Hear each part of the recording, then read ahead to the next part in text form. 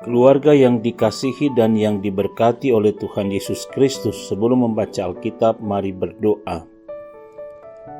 Ya Tuhan Allah Bapa, dalam nama Tuhan Yesus kami bersyukur kepadamu atas anugerah-Mu yang besar dalam hidup kami. Kami mau memulaikan aktivitas kami di hari baru ini dengan membaca Alkitab dan merenungkannya. Hikmat-Mu melengkapi kami, Roh-Mu yang kudus berkuasa atas kami. Dalam nama-Mu kami berdoa. Amin.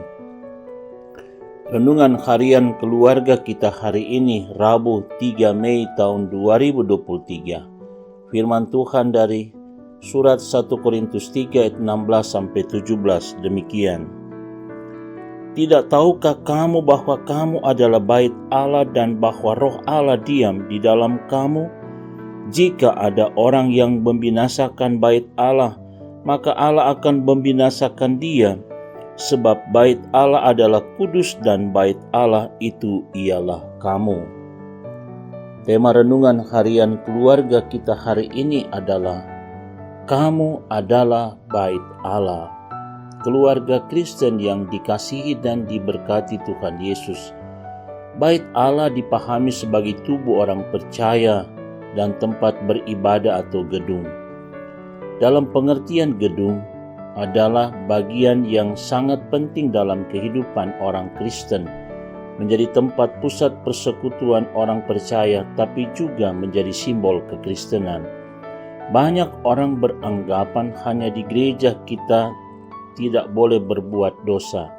Di gereja kita harus menampakkan kekudusan hidup. Sedangkan kalau kita berada di luar gereja, bolehlah kita menyimpang. Tentunya pendapat ini sangat keliru, karena bait Allah itu bukan hanya bangunannya, tetapi tubuh kita juga adalah bait Allah. Sehingga baik ketika kita berada di dalam maupun berada di luar bait Allah atau gereja, kita harus menjaga kekudusan hidup sebagai orang percaya. Keluarga Kristen yang dikasihi dan diberkati Tuhan Yesus, perenungan kita hari ini telah menempatkan warga gereja sebagai makhluk yang sangat penting, itu sebagai bait Allah. Bahwa Roh Allah diam di dalam tubuh umat yang percaya.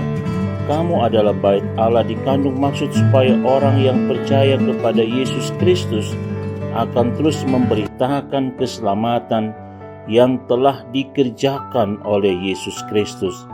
Sehingga di dalam kehidupan orang percaya hendaklah selalu hidup dalam kasih.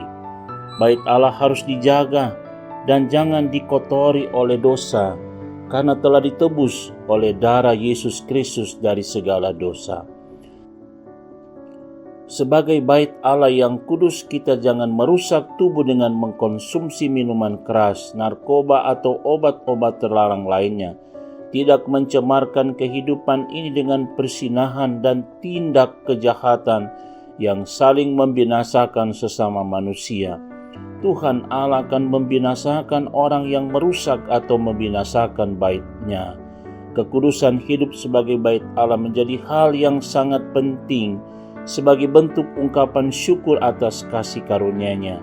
Tuhan Allah menghendaki umat-Nya menyerahkan dan bergantung hidup sepenuhnya kepada-Nya sebagai pemilik dan pemberi kehidupan. Amin. Mari berdoa. Ya Tuhan Allah, dalam Yesus Kristus mampukan kami sebagai bait Allah yang kudus memberitakan firman Tuhan dan terus menjaga kekudusan hidup sebagai orang beriman. Amin.